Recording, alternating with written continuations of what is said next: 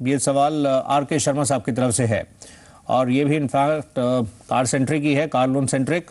ये लखनऊ से जो सवाल है आर के शर्मा साहब ने जानना चाहा है। इनकी फाइनेंस्ड कार है और उसको ये अब बीच में ही बेचना चाह रहे हैं, उसको लेकर ये जानना चाहते हैं कैसे मूव करें। इनफैक्ट ये इनका सवाल है कि कार बेचते समय क्या लोन जो अब बाकी जो बकाया जो ड्यूज़ हैं क्या उसको वो ट्रांसफ़र भी कर सकते हैं। तो बलवंत साहब, क्योंकि इन्होंने फाइनेंस करवाया है और वो इनफैक्ट इनकी आरसी पर भी मेंशन होगा HP to so and so bank जिससे इन्होंने फाइनेंस करवाया है, तो इसमें तो पहले तो इनको खुद ही इसको क्लियर करना पड़ेगा और आरसी से उसको वो जब तक हटेगा नहीं तब तक इनफैक्ट इसको सेल भी नहीं कर पाएंगे।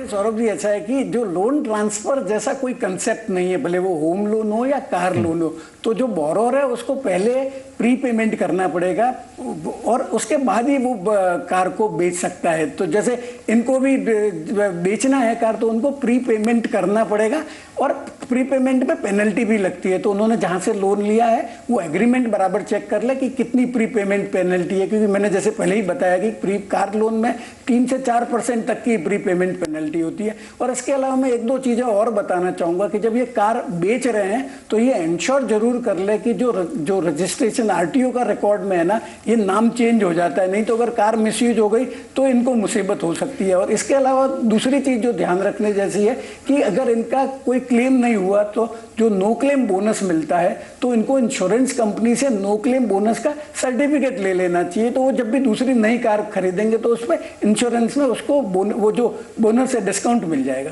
जी, तो इस तरह से आपके मूव कर सकते हैं। ये स्टेप बाय स्टेप ऐसे मूव आपको करना पड़ेगा। इनफैक्ट फॉर्म 35 भी जिस तरह से मेंशन किया गया है, तो आप इसको इस तरह से इस प्रक्रिया को लेकर आगे मूव करें।